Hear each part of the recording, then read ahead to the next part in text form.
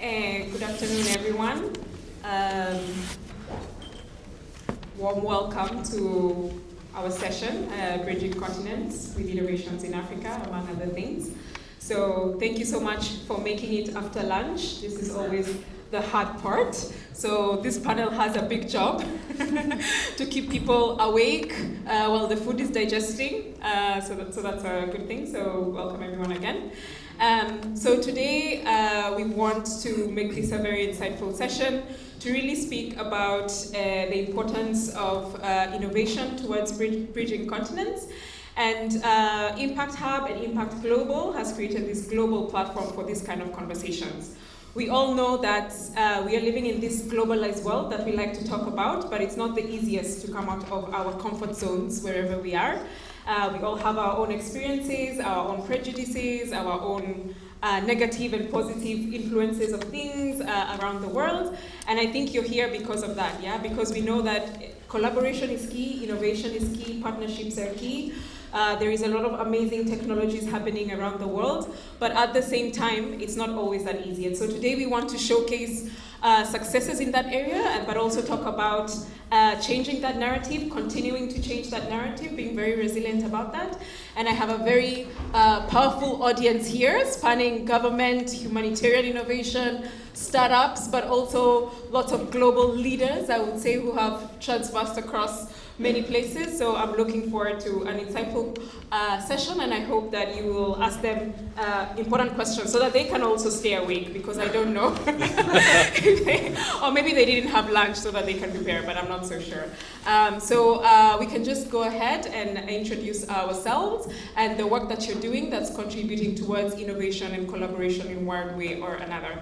So my name is Victoria Gathogo. I am a program lead at the WFP Innovation Accelerator. And for today, I am the program lead for the Kofi Annan Award for Innovation in Africa, which is one of the reasons that we're here, that it sits on the legacy of Kofi Annan, who was the 7th United Nations Secretary General and was really working towards bridging continents and the conversations of Africa and Europe as equal partners, and really innovation at the head of that, and promoting a lot of peace and Africa's potential for entrepreneurship. And so I'm very excited to be working there and to also be a bridge builder towards that. And I'll pass it on to my very esteemed guests to tell us more about their work. Yeah, hi. First of all, yes, you should have very good questions.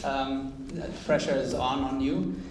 From our end, so my name is Mateo Klemmayer. I'm the co-CEO and co-founder of ChipChip. My co-founder and co-CEO sits over there, Amir. Maybe you can say hi.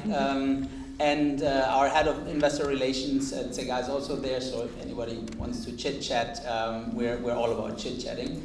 What we do is, right now we're in Ethiopia, and in simple terms, we're connecting the farmers with the end consumers. Now that is not very simple because you cannot bring a single avocado from the farm to the end customer and do that efficiently. And so what we are doing, we're giving the people the opportunity to create groups on our app. And with these groups, we can provide then wholesale prices. And these wholesale orders, when a group has formed, will be placed with the farmer, and then the order is being shipped. So, and we have 3 apps that do that. So we're connecting a lot of farmers, a lot of producers with end customers, and we're growing very fast because a lot of people see a lot of sense in that service. Cool. Hello, everybody. My name is Benton. I am the founder and CEO of Fresh Networks. And so Fresh Networks is trying to solve the challenge that in Eastern Africa, about 80% of the milk is moving through informal value chains, which means that it's arriving to the end consumer unfit for human consumption. It's about $5 billion a year of value that moves to this economy. And so we have developed an end-to-end solution for dairy companies to help them distribute and move that milk in a much safer, more efficient way, so that end consumers can find access or gain access to safer, more affordable milk. And so that's around what we're doing. Good afternoon, everybody. I'll try and keep everybody awake. My name is Muthoni. I am CEO of Amini, which is a Nairobi-based startup but focused on the entire global south.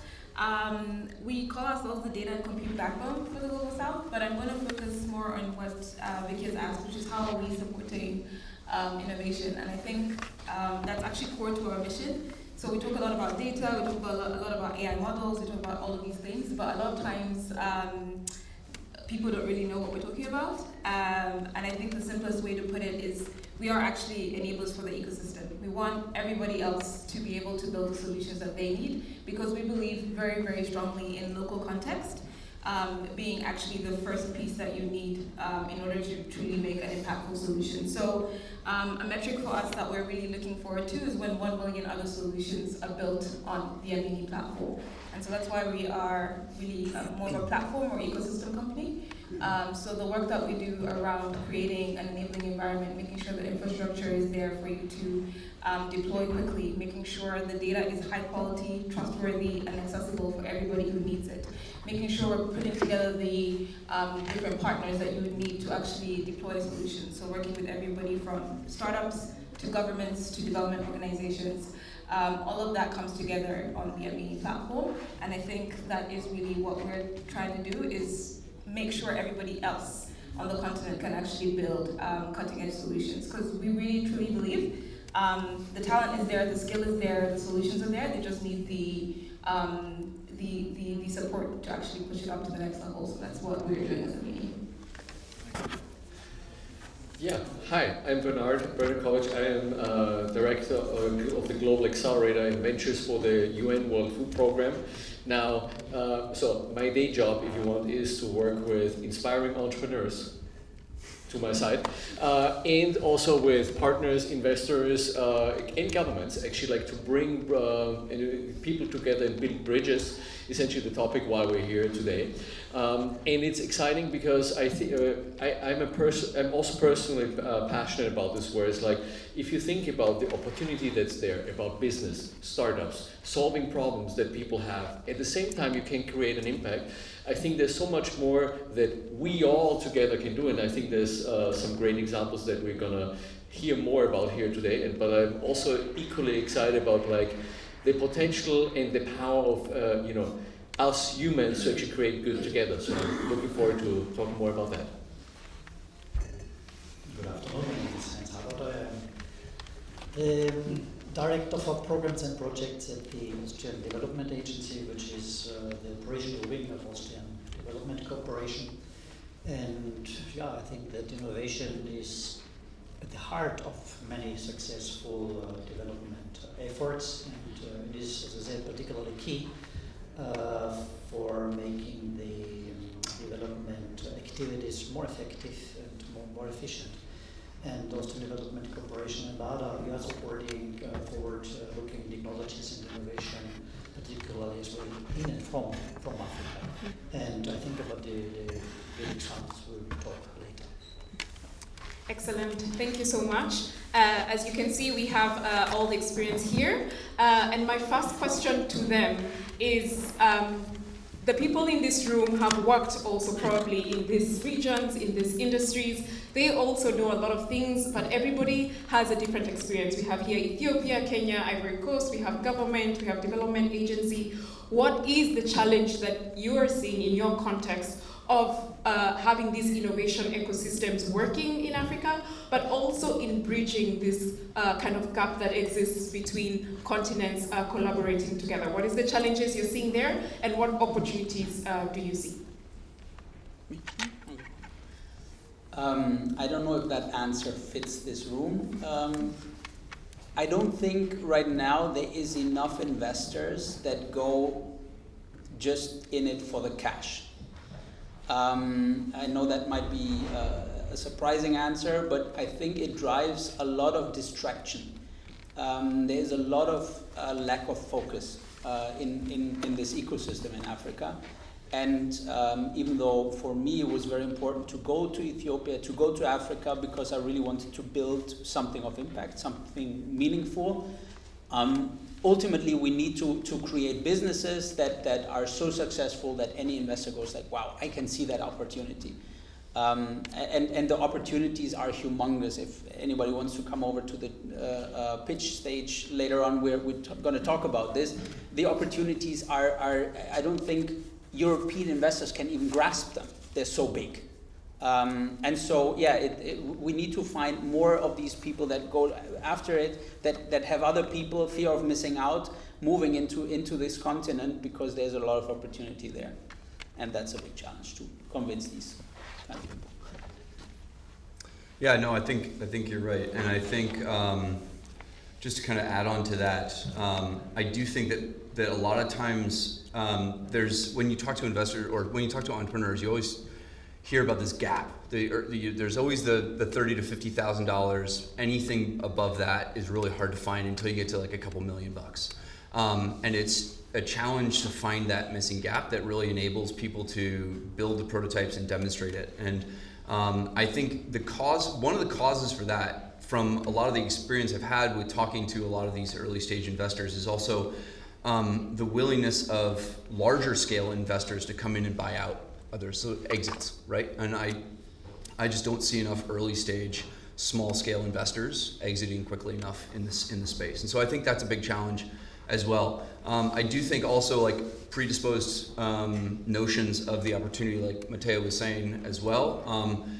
Like I said, when I talk to somebody who isn't familiar with Kenya or isn't familiar with the dairy sector, and I tell them that when you talk to a household in Kenya and you say, what are your biggest costs? It goes rent, school fees, milk, right? It blows people's mind. Like, how is milk so expensive for that? Well, you know, and how is it so important? And yet 80% of it is unfit for human consumption. And so I think there's a lot of context that needs to be built in order for people to kind of grasp the scale of the business opportunities, right? Like $5 billion of milk is moving through these informal value chains, right? It's really hard to kind of grasp that, without being in the context. So I think those two elements. So I would agree with what they've said, but I might take a slightly different tack, which is, like I said, I think I really believe in local context, and I was just at a session previously to here where they were discussing what it takes to actually run a business in Eastern Africa. And there was questions around supply and questions around managing relationships and all, and building trust especially.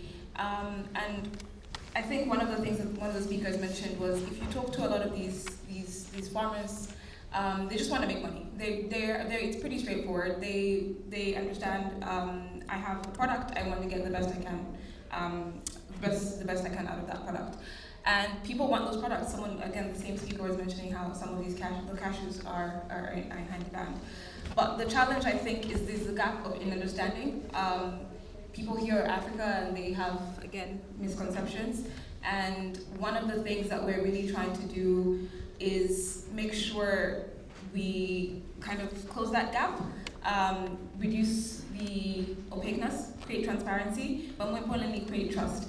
And so we think one of the ways to do that, again, if you leave here with one thing, I believe truly in high quality data for decision making. And I think one of the things that we're really trying to do is get people to have a common source of understanding of what's happening on the ground, so that we can actually make decisions based on facts and not based on perceptions. And I think maybe the other way I would also look at this in terms of challenges. So there's one in terms of the perceptions and lack of understanding, but I think it's actually an opportunity, because anything that has the place that we're at right now means that we can actually skip a lot of steps. We're really big in terms of leapfrogging. The only thing that people need, again, is the opportunity to demonstrate their skills, their ability. And so if we create an enabling environment again, an ecosystem that is supportive, an ecosystem that lets people decide for themselves what they need, what they want to build, what solutions are appropriate for their context, I think it actually opens up a world of immense opportunity. Billions of dollars, 1.5 billion people. It's a wild market, and I think all it really needs is people to pay attention to it. Thank you. No, and I think it is interesting. I look at this from maybe two different perspectives. The one perspective is like, when you look at this from like, I want to create as much good in the world, I want to have an impact. I have 100 euros, 1,000 euros, 100,000 euros, 1 million euros. Like, how can that money have the most impact? Now, from that perspective, this is where, like, I would argue, like, investing it in startups, in collaboration between partners, private partners, businesses, like, this is probably one of the best ways how we can have a leverage. Is the same way you do this, like, as an investor yourself. You use the same lens of saying, like, I want to create impact. How can I create the most impact? And you can provide food for children right now, which is also very important. And, like, we're living in a global food crisis, so, like, that's very necessary and important. At the same time, if you think about return on investment, like, funding innovations, funding startups is important, has a great return on investment. Even if you have reduced budgets, it's probably even more important, because, like, with a reduced budget, like, how can we still have impact by actually taking, yes, it's maybe riskier, but, like, the risk can pay off and you have a multiplier on what you're actually spending your money on. Now, that's probably one side of the perspective. The other one is, like, and I agree, where it's like, looking at the ecosystem, is like, there's lots of opportunities that people are not even aware of, and I think this is, like, where we have to reframe how we're talking about this. And I think this is a great example of, like, that we're having this conversation here, where it's like, yes, entrepreneurs from Africa, African startups provide solutions that make money and have impact at the same time. And yes, you're doing great things and it will improve the world, which is amazing, but you also actually make money by doing this. And I think this perspective of, like, that can happen at the same time without actually saying, well, it's one or the other, I think that's an amazing opportunity. In the end, it's also a bit difficult to. But speaking from my experience, my colleagues who are also present in the audience, and I will get actually on a daily basis good project proposals and even solutions and ideas on how we can assist people in Africa. But I think that not only the Austrian Development Agency, but the development partners in general have to focus more on the enabling the environment that the people can find a solution for the problem. So that leads to locally led solutions to the problem. I think this is very important, as you mentioned. The second is, if you come up with a new good idea, it takes time. Yeah? Often we get these ideas and some pilots, but it takes time to develop a good product on the market. So the development partners must live with and support the vision of the entrepreneur, of the people who come up with a solution, and support it. Even if at the beginning it's always trial and error, it takes some time, but not to give up after the pilot. I think this is important. And these two aspects, the enabling environment to locally led solutions, but also to live through with the vision and to support it, should be part of our identifying programs and projects that we finance, in the monitoring, in the evaluation, and in the strategic thinking. I think this is important. I will let you keep the mic so that you can start now and not be the last one. And I think maybe a lot of Ada had a session before speaking about the work that you're doing, but some of the people were not there, and also someone else was speaking on the platform. Maybe you can tell us more about the work that you're doing in kind of bridging that kind of universe of two continents. What is the work that you're doing, and why is it important for Ada to be doing this work in Africa and encouraging more Austrian companies and the Austrian relations in Africa to build this work? Just to give you a few examples, and I hope Bernd, you will also mention it. One is the Kofi Annan Award for Innovation in Africa, where we do get the money from the Federal Chancellery. It's 750,000 euros, and ADA is providing money to develop excellent projects, which then are being awarded and they get a grant from ADA. This is one of an important programs that we finance. But not only, yeah, we also try to bridge Austrian universities with universities in Africa, so they go into a partnership and go together to find solutions. In Mozambique, for example, we support food security through drought early warning systems using satellite data, and it is the University of Vienna, which is a leading research institute globally that has excellent knowledge on remote sensing of soil moisture and vegetation. So together with the partners, I think the WFP is one of them in Mozambique, they are trying to support farmers in early action and in efficient and practical agricultural practices. Beyond that, with many other partners, Nordic Development Fund, Switzerland, Iceland, Denmark, we support the Energy and Environment Partnership for Africa, and that fund provides early grant and catalyzing financing for clean energy projects and business models. And in southern and eastern Africa, 70 countries by the way, and last November I visited Cape Town. You might know that in South Africa very often there's a blackout or load shedding, not very convenient when you wake up in the morning and to get a cold shower. And there was an innovator, a businessman who developed an algorithm which connects water meters with the smart box. So in the end, what is the solution? The water heater heats up at a time when there is certainly no load shedding or no blackout, but also at the most cost-efficient way when the demand is very low. So 10,000 of water meters are connected and offering a very suitable solution for the people in South Africa. And when you talk about energy and energy efficiency, we also provide, for example, modern technology in settlements through photovoltaic and other solutions. Excellent. So to give you a few examples. A few. There is more, so they can talk to you after, those ones who want to know. Bernhard, I don't know if there's anything that you want to add around that, like just why this work is important and what is the contribution of the WFP in general or the WFP Innovation Accelerator towards this bridging of continents and fostering innovation.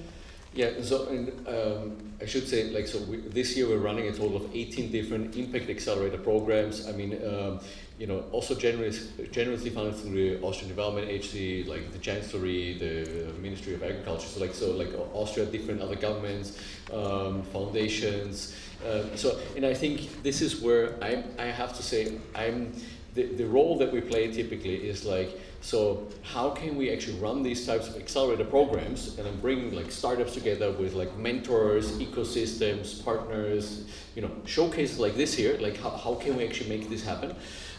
With the ultimate goal to actually create more impact on the planet. Now this is where some of you were investors, from a lot of times you come in and think you're investing because you're trying to either invest your own money because you want to multiply that money, or you want to invest money that you have from somebody else and you want to actually increase that.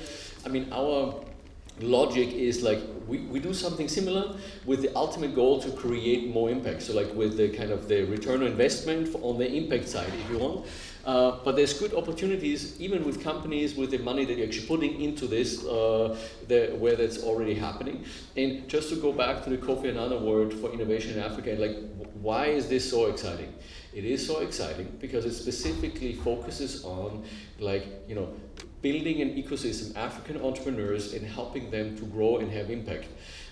Beyond just what I mean with that is why is that exciting? Is not is because it gives hope. It shows you that it is possible even right now to have an impact that is beyond what you could ever imagine. Talking about artificial intelligence, talking about robotics, talking about technology, things that probably weren't possible, for sure not 5 years ago, maybe not 2 years ago, but now it's possible also because pairing technology, innovation, ingenious people, individuals that actually drive these things. And I just want to highlight that. It's not, because sometimes wow, what's these types of solutions? We talk AI, we talk, new methods. This is where it's really, really cool. Thank you very much, both. And so before I open it to questions, I think I will just close with the startups themselves, who are very much on the ground. So what is one thing, could be an innovation, could be a project that you think is bridging this conversation, bridging this continents, that you think will change what we are doing in the next couple of years, globally actually. But it's coming from Africa, but it's going to be global, and people should invest in there, because what we are saying is that there is appetite. We think we're a global world, but there is reservations. There are people here in the room who've taken the step, but not all of us are willing, and some of us are staying in the conversation, but some of you have taken that step. So what do you think is this one thing that you want to challenge people? Either you're doing it, or we should do it, to bridge this conversation, bridge this continent, and use this opportunity to do that. Whether right now you can already tell them to come to the pitch stage, but there is other things that they can do. So what is this thing that you think that they should do? Yeah, so to me, exporting innovation, I think there is a few beacons in Africa that are doing truly amazing stuff. But as a whole, I don't think it's a little bit like saying, hey, China 30 years ago, you had a few amazing teams, but not as a whole, it was not a threat, so to speak, to European or American technology. That's a very different story today. And so to me, I think the opportunity is huge, very much in trading, for example. Just an example. If you buy today avocados on the market in Addis, you pay 30 € for the kilo. There must be an export game here. And so I think there's a lot of these opportunities, and the more you're actually integrating Africa into trading structures and so on, you will have huge opportunities, and Africa will thrive. And then the next step, there's then peers like us. Amini, for example, is on the forefront of AI. And this will grow and grow, and it won't be only beacons, it will actually be a big movement, because Africa is extremely young, for everybody to keep in mind. Yes, Africa is very young. I want to just build on that a little bit. I think that there's a lot of opportunity for innovation to be exported.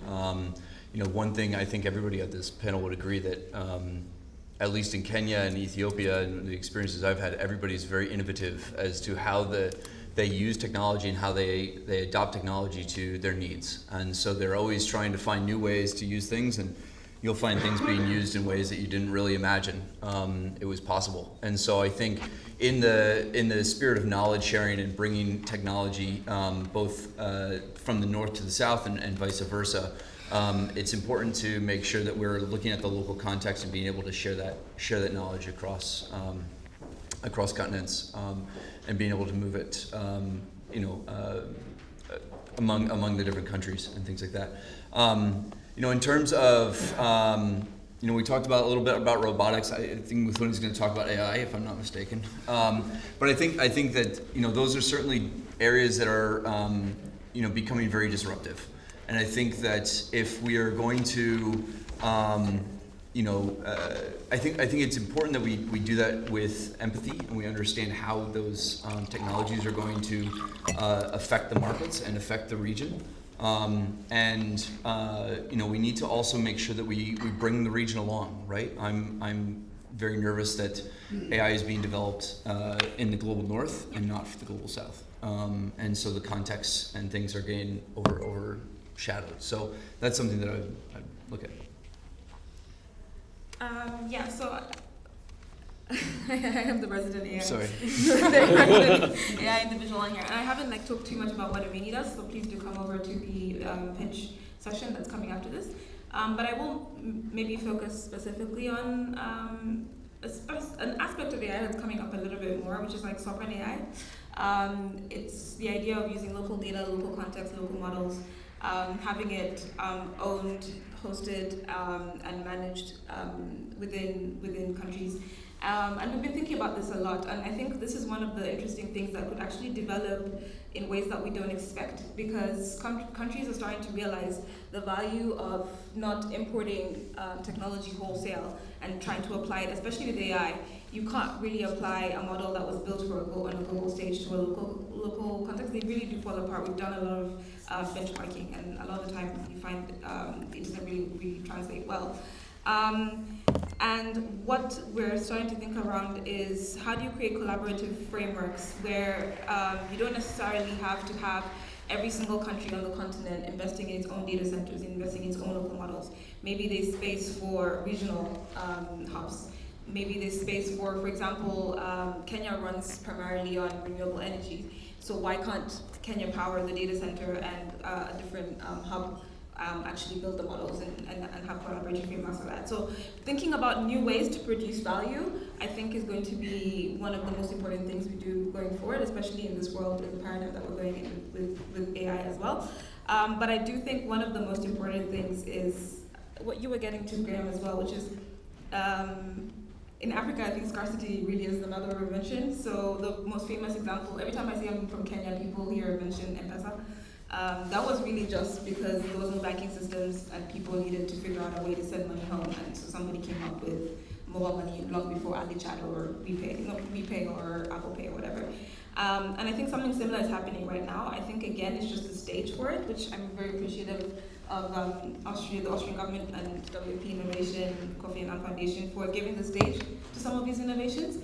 But I do think it's actually happening. It's just unlocking some of those opportunities because the gap is so big, like he was mentioning as well, that even just one supply chain becoming more efficient unlocks literally billions of dollars of value. So it's twofold, investing really locally, and that's why I think sovereign data, sovereign AI, for my personal interest, sovereign AI is kind of one of the things that I'm really looking to see what comes out of all of these conversations. You? No, I think it's Vicky again. Sorry, there's only one mic on this side. But there we is can two on move that this side. So thank you for that. I think the challenge is there and really opening our minds, and that was the idea. These are startups that are on the ground, like telling us what is happening on the ground, and even I don't think that I have invested or known so much about sovereign AI.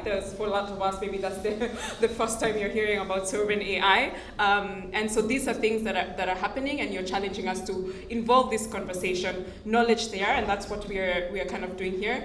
And so I guess for WFP and for ADA, the question then is, these are the startups, challenging them from a different perspective of yes, we are having this global conversation, but the solutions are local, and the ask is local, and what can be done locally. And for you on the other side, probably doing the investment, doing the political kind of negotiations and that, what is your kind of challenge to people here around bridging that conversation from where you sit?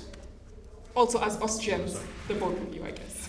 I mean, I'll make a kind of a meta ask, which is I'm challenging us all to actually think about I guess something impactful that we can be doing together. And I don't necessarily mean it doesn't. Okay, by the way, if one of you is an investor and you want to invest in great startups, come to the pitch, right?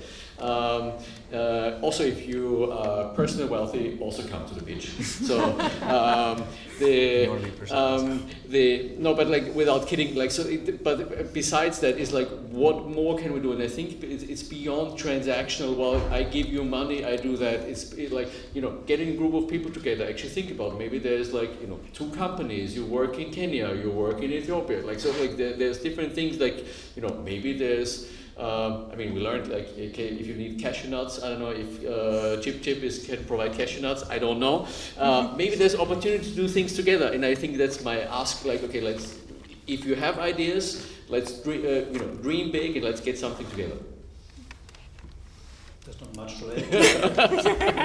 Everything is said pretty much, but from the framework conditions also need to be the best ones to enable partnerships. We have an instrument in the Austrian Development Agency, or funding modality, which is called business partnerships. We also know how it's being transferred to enable then the development in the African countries. This is very important.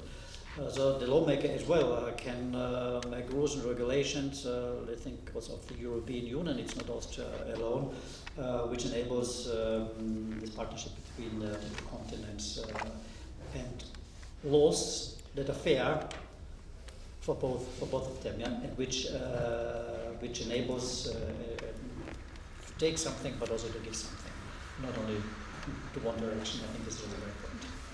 So no transactional businesses anymore, you know? Okay, excellent. So I'm gonna open the floor to whoever has a question. I think this is your opportunity as well to challenge them as well. They want to be challenged on what they are doing.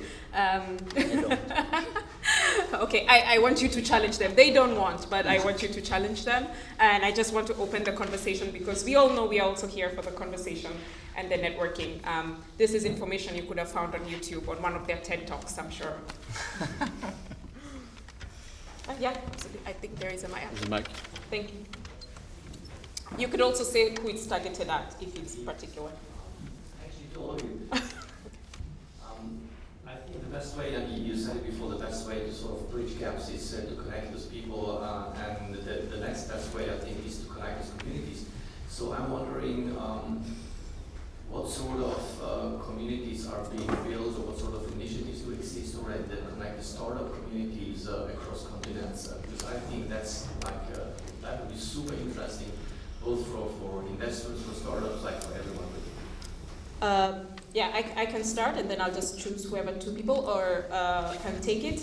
Bernhard, you want to take it for the accelerator? No. Okay. So, for example, at the Accelerator, because we have all these 18 programs which Bernhard has mentioned, that is already a community that is growing here, based in Munich, but globally for the United Nations. And so we are creating this community precisely of different startups and also welcoming different partnerships, whether it be in investors, and that's why we are here as well. And within Austria, for example, with the Kofi Annan program, that's what we are doing. So we are in actually the second edition. So we had a first edition, a second edition, and we're trying to involve ourselves in different aspects of the Vienna ecosystem and build the ecosystem itself that we are showcasing the ventures, but we are also inviting them into this community of the Kofi Annan. So we have different events, and we have the Chancellery here, we have ISEP here, who are facilitating these conversations. We're also having conversations with Impact Hub, that's why we're here, and hosting events here to do that, to open the conversation. Because even as we've been here, we've realized, and they've been saying, the appetite is there, but the risk is not there, right? The people want to know, and then we also come with all our own perceptions, as everyone has said, we all have different perceptions about Ethiopia, about Kenya, about what kind of AI is happening there. So I think those are already two different communities that are happening. And then any two people who want to add to the... Maybe just make a sneak advertising. So there's a group out there. It's called Buy. Like it's actually like set up. Like, and I don't know. Maybe are you from Buy? No. So like that has the mission of connecting like startups and like investors and networks, which is great. Now I think this is where I look at networks, systems, and people as like it's different things. Like, and I think the human shouldn't be dismissed like this. So like the fact, like if you know Heinz here, and like Heinz knows like 20 different organizations, and like so like these 20 organizations know each other. I think we shouldn't underestimate the human power of connectedness and like getting people together in the same way as like getting this community together for the event here. I think. I mean, we do work with like, you know, the World Economic Forum, like the Young Presidents Organization, YPO, like different groups that have like impact networks and where there's investors and startups and things like that. I'm not sure if there's going to be the one network ever, but I do think there should probably be more. Like, if you ask me, is like, have we reached like what we should have? No. There has to be a lot more in like personal interactions, like maybe digital networks. I mean, who knows? Yeah. Really quickly, sorry, like I mentioned, Amini, really we see ourselves as an ecosystem company. So we're really building a community around what we're doing.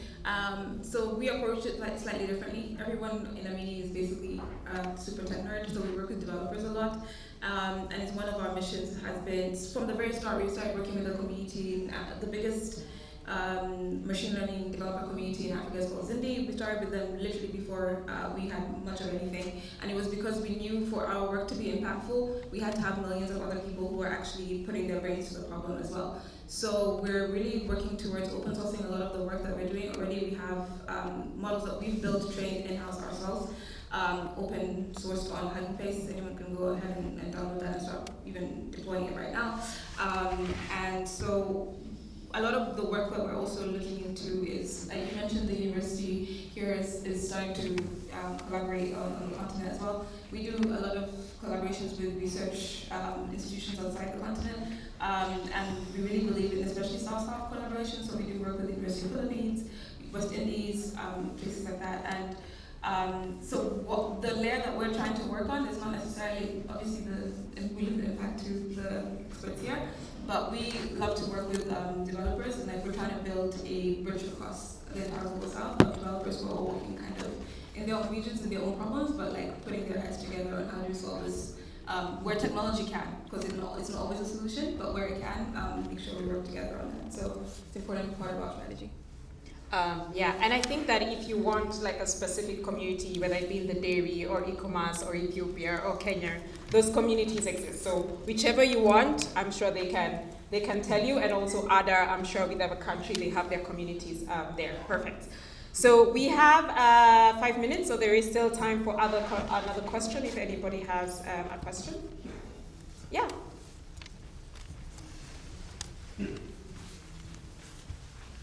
Hi. Yes, so this question goes just generally, but also covering the idea of hosting AI within Africa. So with climate change ramping up and with the ramping up as well of water consumption from AI, do you have projections of how much this could also negatively impact the region and how this could be mitigated? Yeah, for sure. So that's something that, again, maybe that was one thing I forgot to mention in terms of trends that we're talking about right now. Efficiency. I think that's what I was getting at with scarcity and rather than mentioned. So I mentioned the model we have on Honey Face, for example. That's actually a really, really small model. I think the first version was only 600,000 parameters. So thinking about, do you need to train a model on hundreds of thousands of GPUs? Maybe not. If it's a specific use case for a specific context, maybe you don't need to do all of that. So we're really working a lot in terms of figuring out how to be efficient. And then, like I mentioned earlier as well, there's no need for every single user or government or company to build their own, right? So a lot of collaborative frameworks are going to become important and necessary, and I think that's why the sovereign aspect comes in as well, because local regulations will enable people to feel like will enable the privacy that people want to have around their local data, but also enable for the actual tools and solutions to be maybe made more publicly available. So there's ways that you can find that work in between.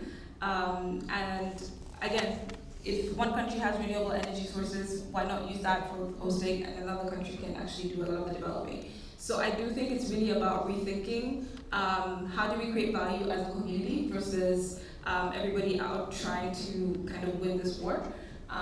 But yeah, so efficiency is one thing, but also collaborative frameworks is definitely another one that we're thinking about. Thank you. One last one.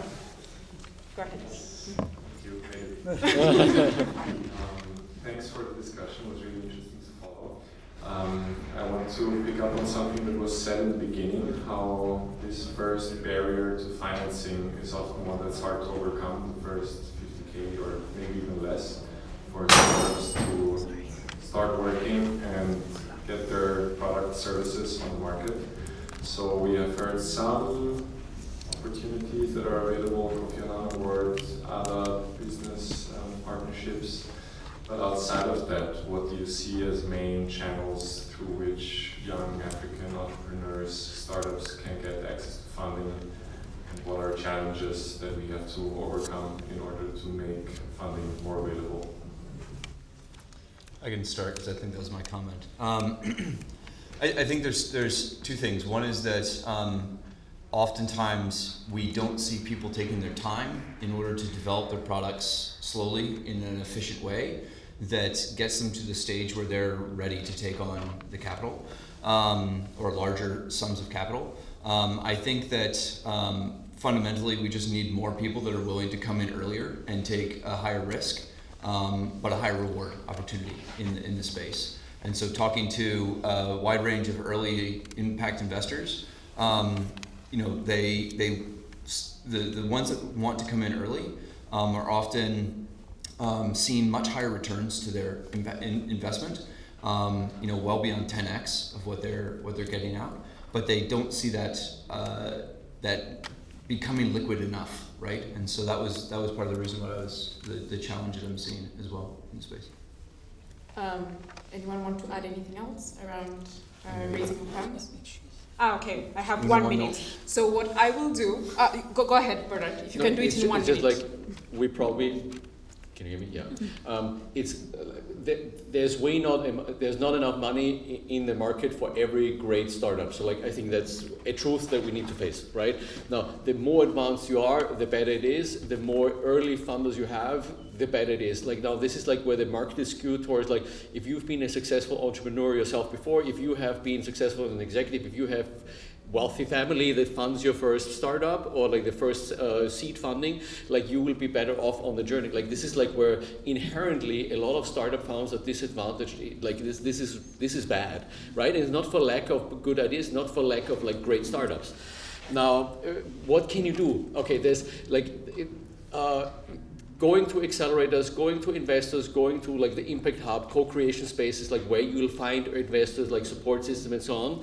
Going to governments, local governments, international governments, I think all of these things are fine.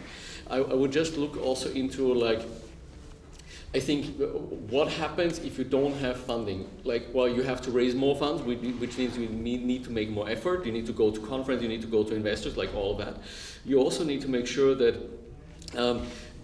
maybe change your business plan, go to the pitches. This is where, a lot of venture funding in the US would be you don't have to be profitable, you get funding rounds. If you do the same thing, maybe it's not possible. Maybe you need to be profitable a lot earlier and grow slower, right? And this is I know it's not maybe the answer that you want to hear, but it's one of the things where sometimes the reality dictates what you will have to do and there is no other option. Thank you so much. So thank you to all of you for all the work that you're doing in bridging continents, in knowledge sharing, in challenging people towards this conversation. And a huge thank you to the Austrian Development Agency and the Austrian Chancellery who are here, who have been our partners and have brought us all the way, literally, from the continent to come and bridge this conversation. We have the pitch happening at 3:20, so come and hear more about what they're doing, what their plans are, and what they need. And also we have a collaboration space where we can dive deeper into the conversation at 4 p.m. So we also welcome you to now dive deeper, even deeper into the conversation, challenge those conversations, and we are creating this ecosystem, and that's part of that. So we really want to thank you for your time, for the gift of your time, your energy. I know there's a lot happening, and also for staying awake. Thank you very much.